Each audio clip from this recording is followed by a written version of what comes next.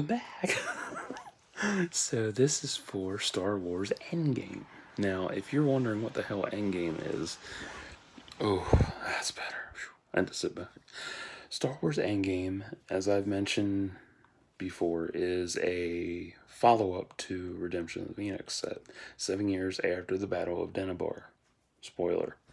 I already went over the spoilers in a different video, but spoiler again. So, what happens in this? So, well, 7 years later, it's 7 years later, shit's changed, and yeah, I did go into what happens, so you have to watch that video. But for this video, an excerpt popped up in my head while I was writing Redemption of the Phoenix last night. So I worked out. I think I wrote it for like 45 minutes, and it was an epilogue. Of all the fucking things in the world, an epilogue. And I haven't had that happen to me in a long time where I've, jumped from one point in time to another in stories. But this one started out with I was sitting at I was sitting dining room table writing, and all of a sudden I heard Aaron's voice, which is Lucius's son. Spoiler. He said, "Dad," and I'm like, "Okay."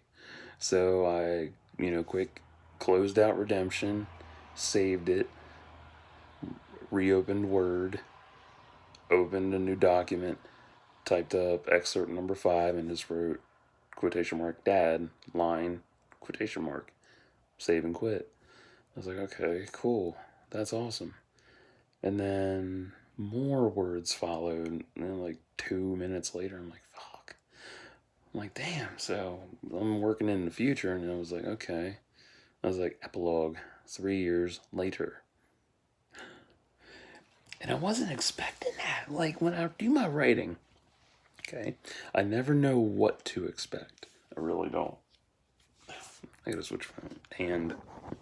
Ear itches. Fuck. Oh. Yeah, that was a good scratch.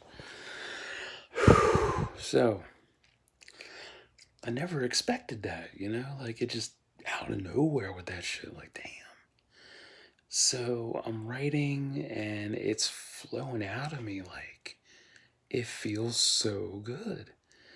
And the whole epilogue is told from, well, it's basically a center POV. Aaron is 10 now in Endgame. And he wants to go see his Auntie Vanessa. So, and it's his first time traveling by himself and such. So, Trixie's worried about that. Lucius and Trixie are back together.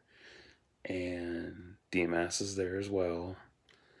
And what else was it?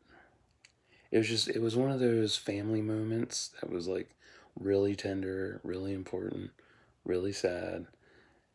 But it was an emotional alexithymia kind of moment. It was like, oh my god, they got it.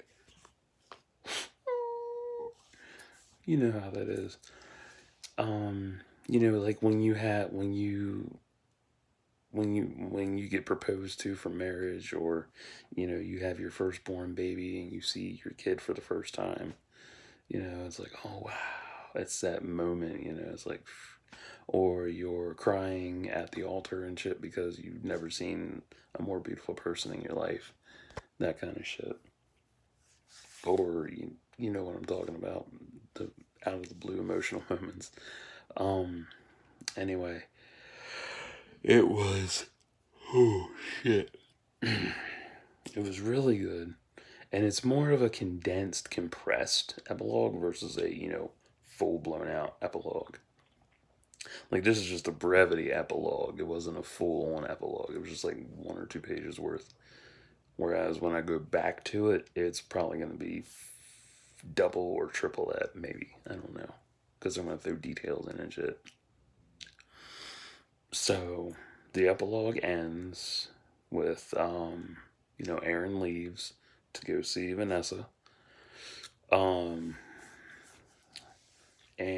they're standing there talking to each other, Lucius and Trixie, and she looks at him and she says, "Still adorable," and it turns into like a little flirty play because they have the house to themselves, they have a condo, and they have the whole place to themselves. So she wants sex, but it's a play on words and stuff, but it's not really what she wants.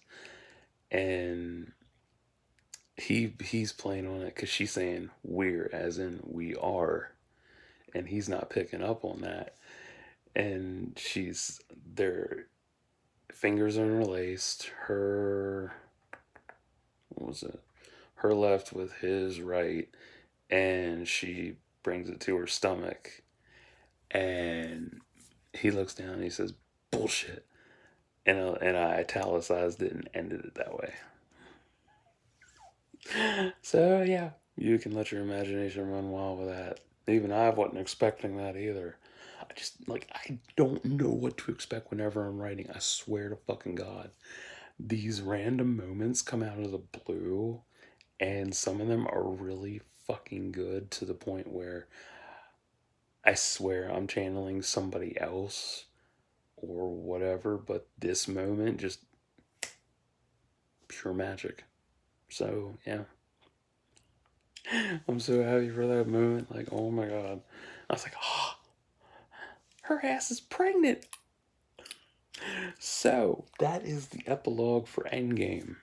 Now I don't have any other part of Endgame written. Honestly, all I have are 5 excerpts that are posted on Wattpad, and you can check them out. I'll leave the link in the description box below. It's better. I have a cramp in my back. Fuck. So, I am gonna hop off of here, upload these videos, and I am gonna go to bed because I want to go see my grandmother today. Till next time, like and subscribe for thoughts and prayers.